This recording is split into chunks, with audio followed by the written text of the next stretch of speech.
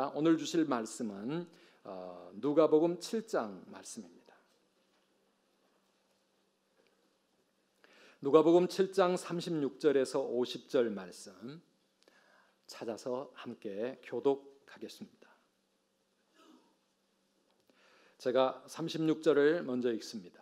한 바리새인이 예수께 자기와 함께 잡수시기를 청하니 이에 바리새인의 집에 들어가 앉으셨을 때에 그 동네에 죄를 지은 한 여자가 있어 예수께서 바리새인의 집에 앉아 계심을 알고 향유 담은 옥합을 가지고 와서 예수의 뒤로 그 발 곁에 서서 울며 눈물로 그 발을 적시고 자기 머리털로 닦고 그 발에 입 맞추고 향유를 부으니 예수를 청한 바리새인이 그것을 보고 마음에 이르되 이 사람이 만일 선지자라면 자기를 만지는 이 여자가 누구며 어떠한 자 곧 죄인인 줄을 알았으리라 하거늘 예수께서 대답하여 이르시되 시몬아 내가 내게 이를 말이 있다 하시니 그가 이르되 선생님 말씀하소서.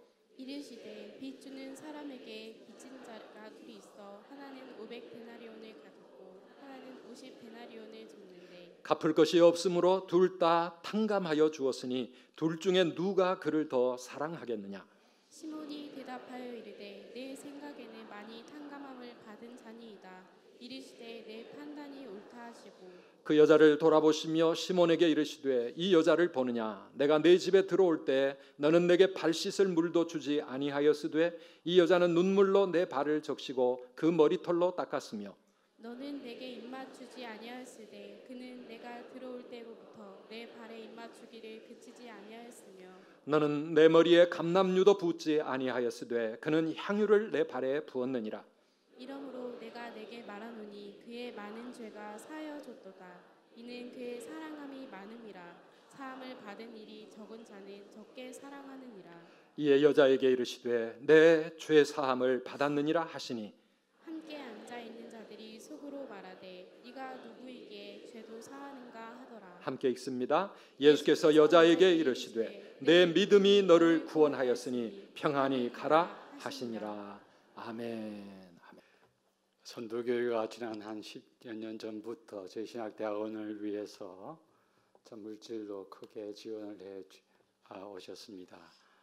그동안 학교를 대표해서 제대로 감사를 드릴 기회가 없었는데 이번에 광 목사님께서 저를 초대해 주셔서 이렇게 말씀으로 교제를 나누면서 또 감사의 마음을 전합니다. 더 앞으로도 물질과 함께 기도로 신학교를 지원해 주셔서 신실한 주의 종들 대세에 굴복하지 아니하고 진리를 바로 붙잡고 외치는 그런 주의 종을 키우는 신학교가 되도록 그렇게 기도해 주시길 바랍니다. 우리 신학대학원은 지난 5, 6년 전부터 신학교 운영하기 위해서 학생들 정원수를 채우는 일을 포기했습니다. 최소한의 수준을 정해놓고 스탠다드를 정해놓고 그 수준이 되지 못하면은 학생들을 정원에 차지 않아도 받지 않았습니다. 다른 신학교 총장과 책임자들이 제 이런 말을 들으면 의아하게 생각을 합니다. 고려신학교는 배부르다 그렇게 이야기를 합니다. 그러나 그렇게 할 수 있었던 것은 우리 신학교와 속한 우리 이 고려교단의 교회가 참 과분하게 신학교를 지원해 주셨기 때문에 가능할 수 있었습니다. 앞으로도 재정적인 이유 때문에 참 부족한 학생들을 받는 일이 없도록 또 그렇게 되기를 바라고 또 그렇게 하도록 노력하겠습니다. 여러분의 자녀들 중에서 제일 좋은 놈들 신학교로 좀 꼭 보내주시기를 바랍니다. 선도교회 정도 되면 우리 교단에서 매년 한 두세 명은 꼭 보내주셔야 합니다. 제일 좋은 놈들 사자 달린 것들 지금 갖도록 그렇게 하지 마시고 목사가 되는 일 좋은 주의 종 한 명 키우는 게 정말 힘듭니다. 이렇게 지원을 해 주시기를 바랍니다. 바리새인 시몬이 예수를 식사에 초대하셨습니다. 점잖은 손님들이 좌정하고 서로 담소를 나누면서 파티의 분위기는 점점 무르익어 갔습니다. 이제 맛있는 만찬만 나오면 파티의 분위기는 절정에 이를 즈음이었습니다. 이때 갑자기 초대받지 않은 한 여인이 파티장에 불쑥 나타났습니다. 이 여인은 사람들의 당황한 시선을 아랑곳하지도 아니하고 예수님이 계신 곳으로 나아갔습니다. 예수님 곁에 이르자 눈물을 흘리며 눈물로 예수의 발을 적시고 그 발에 입을 맞추고 머리털을 풀어서 머리털로 예수의 발을 닦았습니다. 그리고 향유를 부었습니다. 졸지에 일어난 이 사건은 많은 사람들에게 황망한 일이 아닐 수가 없었습니다. 점잖은 사람들이 모여 있는 곳에 죄인인 여자가 나타나서 이런 회개한 짓을 벌였기 때문이었습니다. 집주인인 시몬은 속으로 이 일을 제지하지 아니한 예수를 못마땅하게 생각을 했습니다. 시몬은 예수님이 참 선지자라고 하면은 이 여자가 어떤 사람인지를 알았을 것이고 죄인인 줄을 알았으면 이 여자가 자기에게 나와서 이런 짓을 하지 못하도록 막았을 것이라고 생각을 했습니다. 예수님은 시몬의 이 심사를 모를 리가 없으셨겠지요. 즉시 시몬에게 50데나리온 탕감받은 자와 500데나리온 탕감받은 자의 비율을 던지셨습니다. 그리고 이 탕감받은 자 중에서 누가 더 탕감해 준 자를 사랑하겠느냐라고 물으셨습니다. 그러자 시몬은 마지못해서 많이 탕감받은 자니이다라고 대답했습니다. 그러자 주님은 여인을 가리켜서 시몬에게 이렇게 말합니다.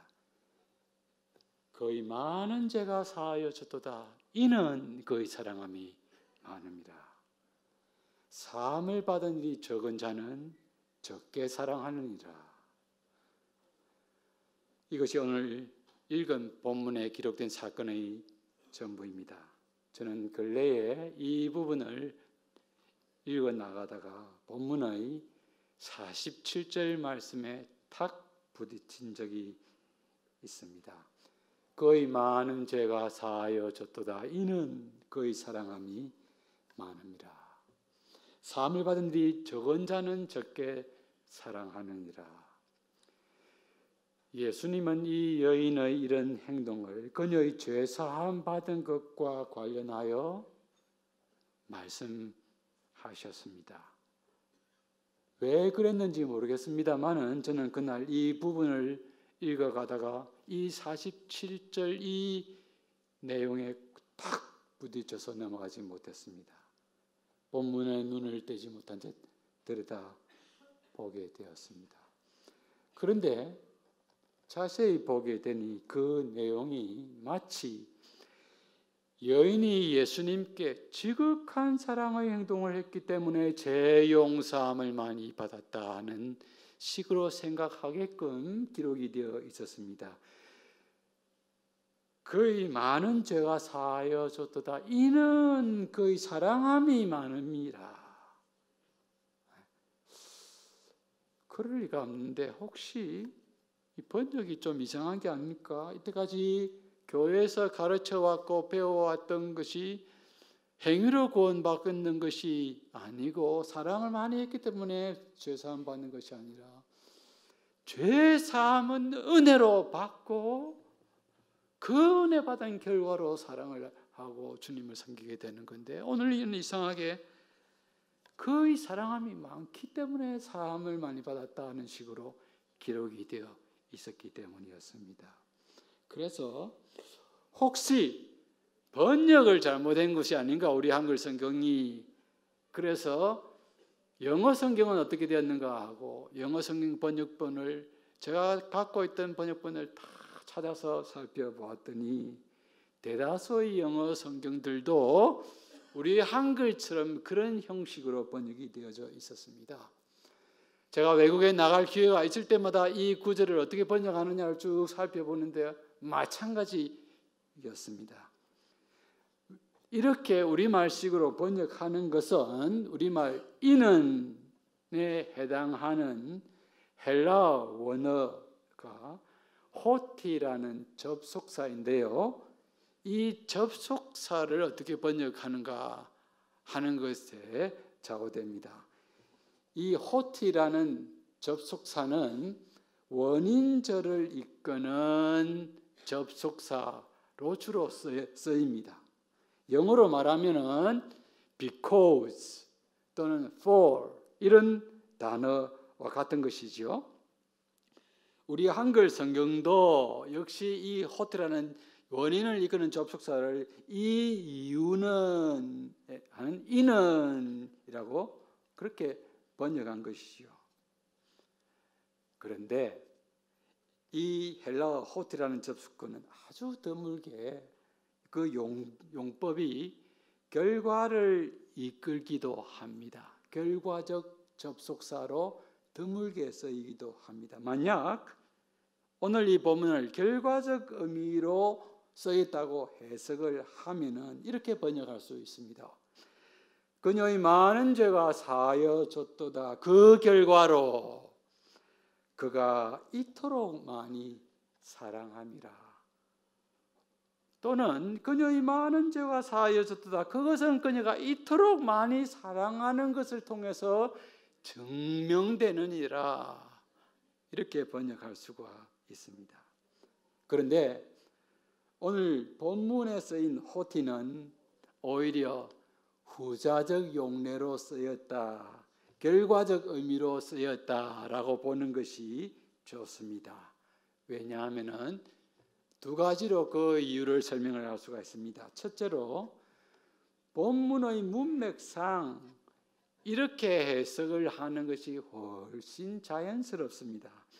예수님은 이미 본문, 오늘 우리 읽었던 이 본문 가운데서 탕감받은 자의 비유를 통해서 많이 탕감받은 자가 더 많이 사랑한다 하는 대답을 유도해 내셨습니다. 그리고 이 문제가 되는 호티라는 접속어가 쓰인 이 47절의 하반부에서는 사함을 받은 일이 적은 자가 적게 사랑한다 라고 주님이 말씀하셨기 때문에 본문의 문맥상에도 이 부분도 사함을 받은 일이 많은 자가 그 결과로 더 많이 사랑한다 라고 해석을 하는 것이 훨씬 자연스럽습니다. 둘째로 또 이렇게 번역하는 것이 좋은 것은 신약 성경 전체의 가르침과도 이렇게 번역하는 것이 훨씬 조화를 잘 이루기 때문입니다.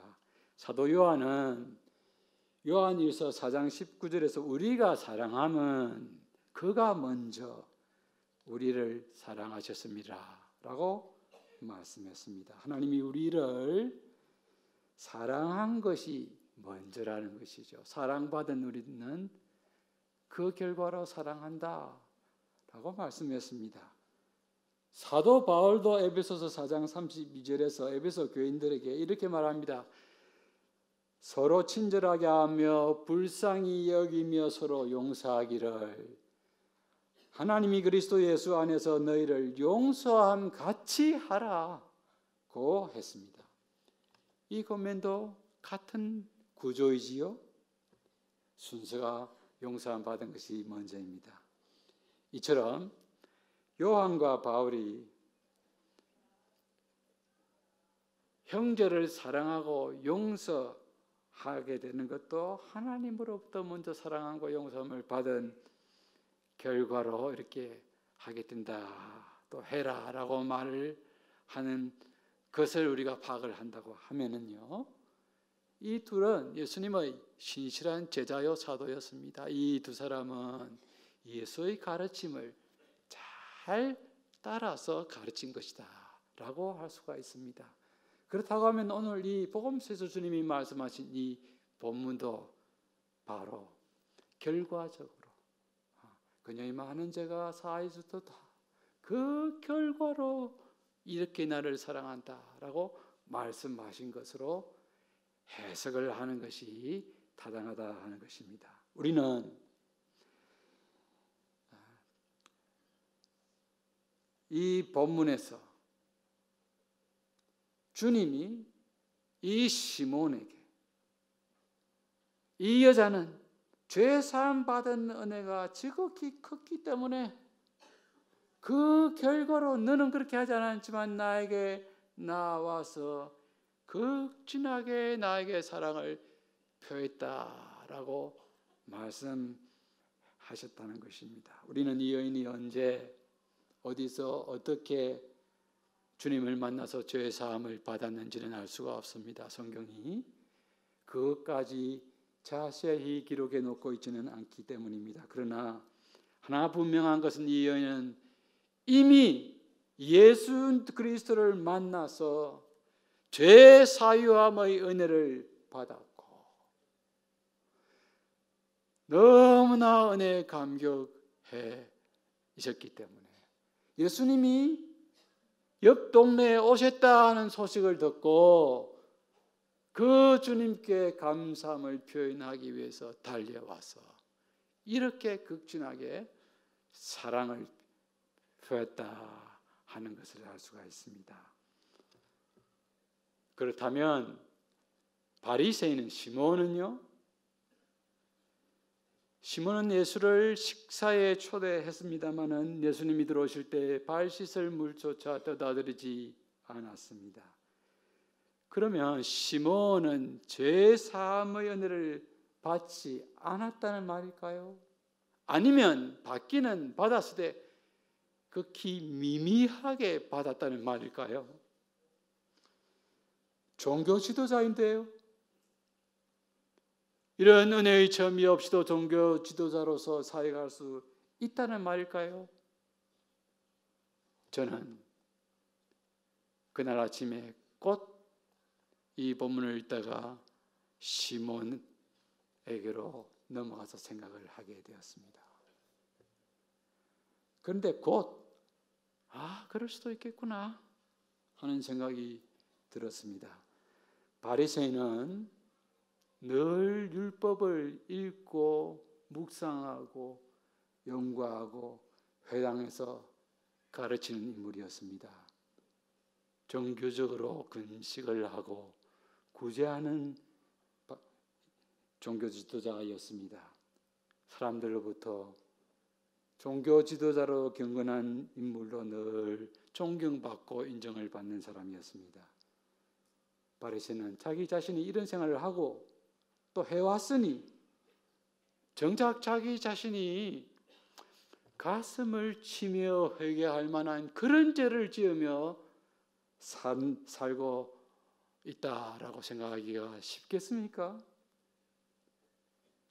오히려 나는 그런 생활은 하지 않았어. 나는 그런 죄인은 아니야. 저 세리와는 달라. 하고 생각하기가 쉽지 않겠습니까?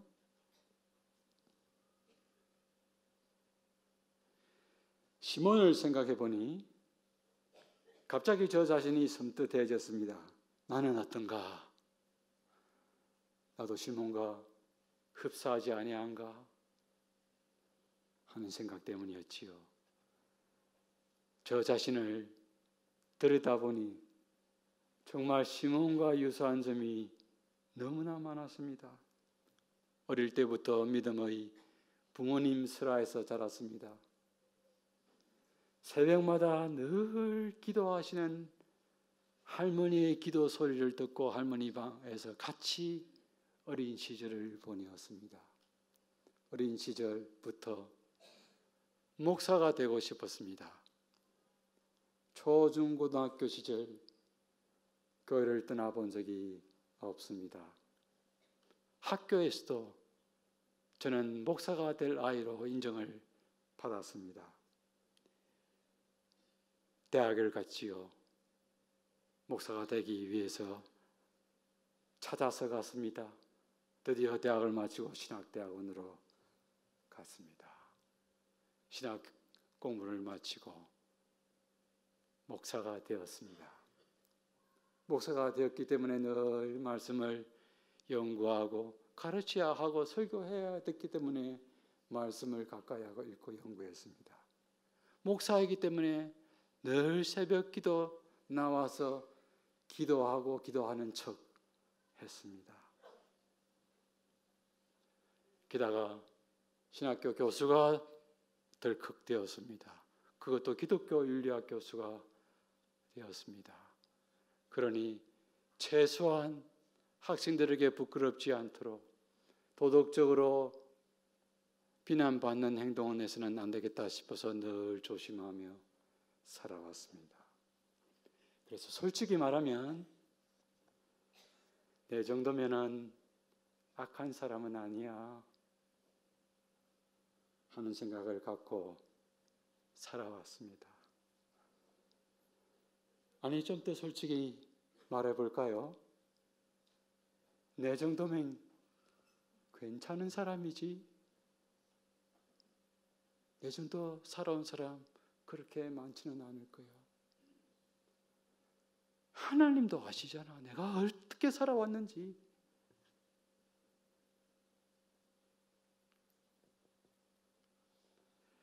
성도 여러분, 여러분들은 어떻습니까? 저처럼 혹시 나는 그렇게 나쁜 사람은 아니야, 가슴 치며 회개할 만한 죄는 짓고 사는 사람은 아니야 하는 생각을 갖고 살고 계시지는 않습니까? 그렇다면 말은 그렇게 하지 않지만 행동은 그렇게 하고 살지는 않으시냐 하는 말입니다. 이것은 우리가 얼마나 부패해 있는가, 부패한 죄인가 하는 것을 잘 보여주는 증거라고 할 수가 있습니다.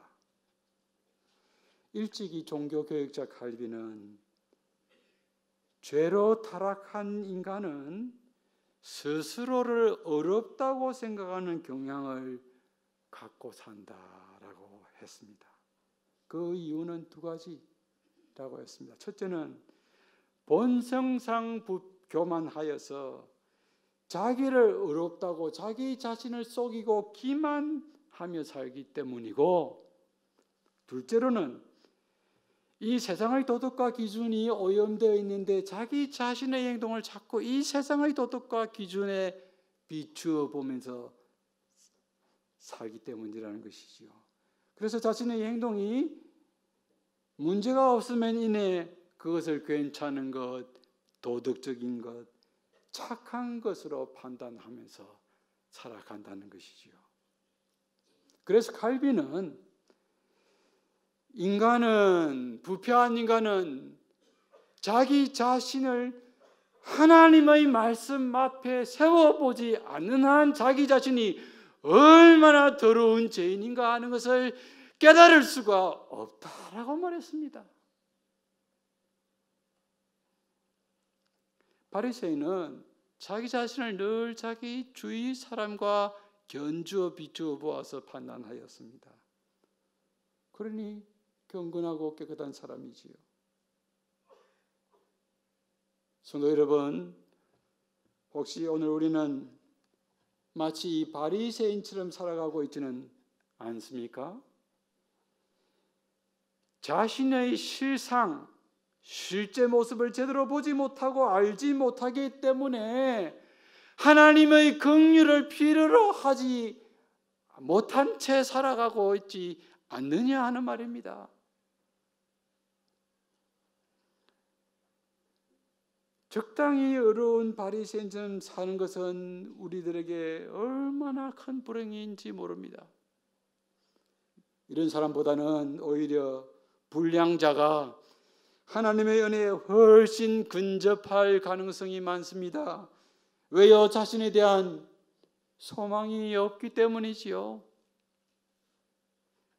여러분, 당자의 형을 한번 보십시오.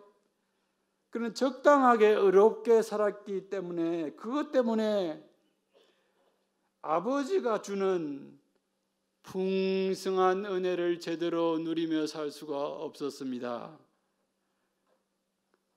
늘 자신을 동생과 비교하며 살았기 때문에 자기는 아버지의 뜻을 순종하고 아버지를 위해서 산다고 생각하면서 아버지는 자기에게 자기 몸만 제대로 주면 된다라고 생각했습니다. 자신도 탕자 동생 못지않게 아버지가 가진 이 풍성한 은혜, 아버지가 베푸는 한량없는 긍휼, 받으며 살아야 하는 긍휼이 필요한 자임을 그도 알았었어야만 했습니다. 자기에 빠졌기 때문에 그걸 누리지 못하고 살아간 것이죠. 그러나 이 여인은 달랐습니다. 이 여인은 당시 죄인으로 정죄당하는 여인이었습니다. 당시 유대 율법 레위기법에 따르면은 죄인은 이 부정한 자들로 취급을 당하는데요. 유대 율법에는 이 부정한 일로 취하는 이 죄인들은 유대인들과 함께 상종을 하지 못했습니다. 왜냐하면 유대인들이 그들을 가까이 하려고 하지 않았습니다. 레위기법에 따르면 정한 것과 부정한 것이 같이 어울리면 부정한 것이 정하게 되는 것이 아니고 정한 것이 부정하게 되기 때문입니다. 접촉하면. 그래서 마치 불가촉 집단이었습니다. 아무도 유대인들이 자기가 부정하게 될까 봐 이 죄인들과 가까이 하지 않았습니다. 이 여인은 죄인으로 소외당하고 외롭게 그것도 죄짐에 눌린 채 살 수밖에 없는 여인이었습니다. 그런데 바로 이런 여인에게 아무도 가까이 하지 않으려 하던 여인에게 우리 주님이 찾아가셨습니다. 주님이 먼저 불쌍히 여기시고 그녀에게 가까이 다가가시고 그녀에게 따뜻한 눈길을 보내시고 성령으로 그녀의 마음을 변화시키셔서 그녀의 마음을 말씀으로 녹여주시고 죄 있는 것을 깨닫게 하시고 주의 음성을 듣고 주님을 영접하게 하였습니다. 이 여인이 어떤 공로와 자격이 있기 때문이 아니었습니다. 주님이 만세 전에 그의 선하신 작정 가운데서 구원하시고 그를 작정하시고 때가 되면 성령으로 예수 그리스도 영으로 먼저 그녀의 마음을 변화시키셔서 살같이 부드러운 마음을 만드시고 주님이 그에게 찾아가셨을 때 그를 주님으로 영접하게 하셨습니다. 하나님의 자녀가 되는 그리스도의 가족 안으로 들어오는 이 은혜를 베풀어 주신 것이죠. 이때까지 그리스도 밖에서 절망 속에서 소망 없이 살 수밖에 없던 이 여인은 예수를 만나서 거듭나게 되고 그리스도 안에 들어와서 참 죄 사함의 은혜를 받고 안위를 맛보며 소망을 갖게 되었습니다. 정죄함에서 말미암는 근원적인 불안에서 예수를 만남으로 해방되게 되었습니다. 생명의 주님이 주시는 한없는 안위를 맛보게 되었습니다. 죄가 넘친 곳에 은혜가 넘친다 하는 이 바울의 로마서 5장의 표현은 바로 이런 것을 가리키는 것입니다. 사도 바울은 로마서 4장 6절 7절에서 일한 것이 없이 값없이 하나님께로부터 의로 여기심을 받은 자의 복을 노래했습니다. 불법이 사함을 받고 죄가 가려짐을 받은 사람은 복이 있도다. 주께서 그 죄를 인정하지 아니하실 사람은 복이 있도다. 여러분, 근데 바울의 이 말은 자기가 한 말이 아닙니다. 이미 시편 32편에서 시인이 다윗이 구속함 받은 은혜를 감격하여서 표현해 놓은 그 고백의 시를 바로 갖고 와서 인용하였습니다. 이 여인은 주님을 만나 죄 용서함을 받고 죄의 결박에서부터 자유하게 되었습니다. 성도 여러분, 인생 역전이 다른 것이 아닙니다. 수십 대 1의 경쟁률을 지닌 신도시 아파트에 당첨되는 것이 인생 역전이 아닙니다. 그리스도 밖에 소망 없이 살다가 죽을 수밖에 없던 인생이 주님을 만나서 그리스도 안에 들어와 그리스도가 주시는 참 안위와 영생과 복락을 맛보며 소망 가운데서 살아갈 수 있게 된 바로 이것이 인생 역전입니다. 이 여인은 주님을 만나면서부터 삶이 완전히 변하게 되었습니다. 슬픔이 기쁨으로, 고통이 찬송으로, 절망이 소망으로 바뀌었습니다. 그리스도 밖에 살다가 죽을 수밖에 없는 자신이 예수를 만나 그리스도 안에 들어와 하나님의 자녀가 되어서 참 안위를 맛보며 살게 되었습니다. 삶이 차원이 달라진 것이죠. 인생이 완전히 바뀌어진 것입니다. 성도 여러분, 인간은 본래 하나님을 떠나서는 진정한 위안을 누릴 수 없게 창조된 존재입니다. 우리가 볼 때에 우리 주위에 뭔가 많이 갖추고 누리고 지니고 그럴듯하게 보이는 가정과 사람들이 있지요. 행복할 것 같이 보이지요.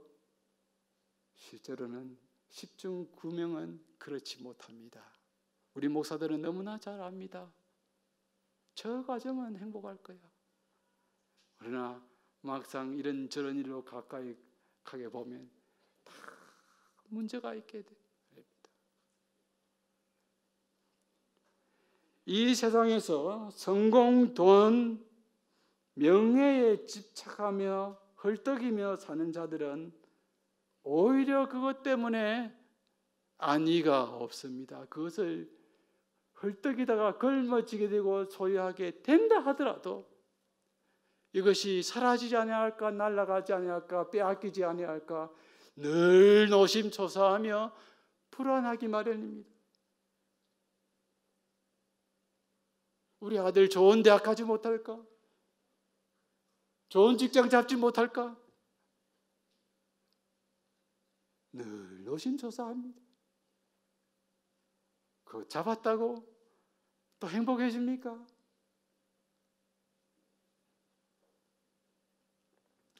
여러분, 이런 것들이 사람들에게 진정한 위안을 줄 수가 없습니다. 왜요? 이것이 하나님 떠난 인간이 지닌 근원적인 비참함입니다. 하나님 없이는 진정한 위안을, 평안을 누릴 수 없게 창조된 것이 인간이기 때문입니다. 그런데 이 여인은 예수님을 만나서 죄 사함의 은혜를 받게 되고 일방적으로 베푸시는 주의 긍휼을 얻게 되니 이때까지 맛보지 못했던 참 안위와 평안을 누리게 되었습니다. 그렇게 되니 자신의 삶이 완전히 달라지는 것이죠. 자신의 생각, 보는 눈이 완전히 바뀌게 되었습니다. 자기가 가진 모든 것을 바쳐서라도 주님을 영화롭게 하고 주님께 자기의 감사의 마음을 표현하고 싶었습니다. 보십시오. 이 여인은 사람들의 시선을 아랑곳하지도 아니하고 예수님이 계신 곳으로 나아가서 예수님께 이르자 눈물로 그 발을 적시고 향유를 붓고 입을 맞추고 머리를 풀어서 그 발을 씻었습니다. 당시 공중 앞에서 점잖은 여인이 머리를 푼다는 것은 유대 사회에서는 있을 수 없는 일이었습니다. 이혼에 해당되는 사유였습니다. 그러나 이 여인은 어떻게 해서든지 자기는 관계없이 주님을 영화롭게 하고 주님께 자기의 감사의 마음을 표현하고 싶었습니다. 그 상품의 향기가 진동하는 그런 향미를 주님 발에 부었습니다. 주님을 영화롭게 하고 싶었기 때문이죠. 이것이 참 예배입니다. 우리의 인생의 목적이 영원토록 우리를 구원하신 하나님을 예배하고 찬양하고 영화롭게 하기 위한 것입니다. 여러분, 이 여인처럼 하나님 주님을 영화롭게 하는 삶을 살아가시기를 바랍니다. 하나님의 은혜와 사랑을 체험한 자기가 가진 모든 것을 다 주님께 드려서라도 주님만을 영화롭게 하고 싶었습니다. 이것이 신앙생활이지 않습니까? 사람을 움직이는 것이 어떤 규율이나 법이 아닙니다. 은혜를 받고 감격하게 되면은 그냥 심령에 자원하는 마음이 생겨서 하나님을 향한 신선한 사랑이 용솟음쳐서 견딜 수 없게 됩니다. 이것은 경험하지 않고는 이해할 수 없는 신비한 것이지요. 성도 여러분, 오늘 우리들에게 이러한 감사와 감격이 있습니까?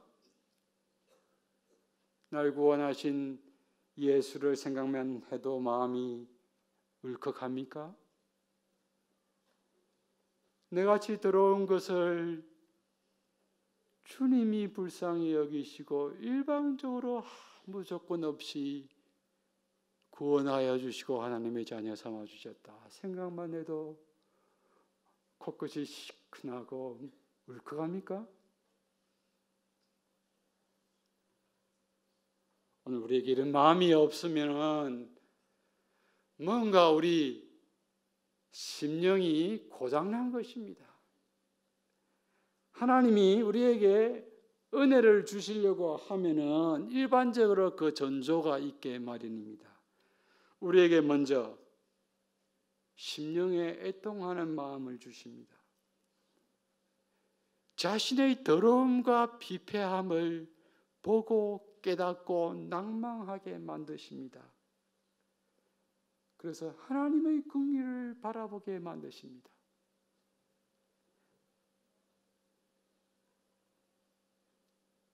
고장난 우리 심령에 대한 애통함이 우리에게 있어야 하겠습니다. 하나님이 우리에게 이 애통하는 마음을 회복시켜 주시기를 간구하십시다. 1970년 정도로 제가 기억을 하는데 제가 초등학교 5학년 때였던 것 같습니다. 어느 날 부산역에서 미국의 선교사들이 와서 집회를 한다 하는 소식을 친구로부터 전해 들었습니다. 제 기억엔 그 소식을 전해준 친구는 같이 갔던 기억이 없고 제만 그 집회에 사흘 동안 참석을 했었던 것 같습니다. 집에서 한 3, 40분 걸어가는 거리에 있었는데요. 저는 그 모태신앙이고 어렸을 때 신앙 가운데서 자랐지만은 비로소 그 집회를 통해서 주께서 내 같은 죄인을 구속하기 위해서 보배 피를 흘리시고 나의 죄가를 대신 치르시고 나를 속량하여 주셨다 하는 구원의 도리를 마음 깊이 깨닫게 되었습니다. 통역을 통해서 들려지는 선교사들이 말이 얼마나 파워가 있었겠습니까만은 저는 그 집회를 통해서 속잠 속량함의 도리를 깊이 깨닫게 되었습니다. 그 집회에서 많이 불렀던 찬송, 제가 그때 처음으로 배웠던 찬송인데요. 그건 지금도 잊혀지지 않습니다. 마음에 가득한 의심을 버리고 지극히 화평한 마음으로 찬송을 부르면 어린 양 예수의 그 피로 색죄함 받았네. 나 같은 죄인이 용서함 받아서 주 앞에 옳다함 얻음은 확실히 믿기는 어린 양 예수의 그 피로 속죄함 얻었네. 속죄함 주 예수 내 죄를 속했네. 할렐루야 소리를 합하여 함께 찬송하세. 그 피로 속죄함 얻었네. 속죄함 받은 구원의 감사와 감격이 고스란히 고백되어 있는 찬송이었습니다. 얼마나 이 구원의 은혜에 대한 감사가 컸던지. 저는 이 찬송 집으로 돌아가는 3, 40분 되는 그 거리 내내 주위 사람이 혹시나 들을까 봐 나지막하게 간절히 찬송을 부르면서 갔던 기억이 있습니다. 구원의 은혜를 깊이 깨닫게 되면은 어린 나이라도 감격하게 됩니다. 인생의 말기에 접어든 힘없는 노인이라도 이 구원의 은혜를 깊이 깨닫고 감격하게 되면은 남은 인생 이제는 정말 주님만을 위해서 살아야겠다는 마음이 들게 됩니다.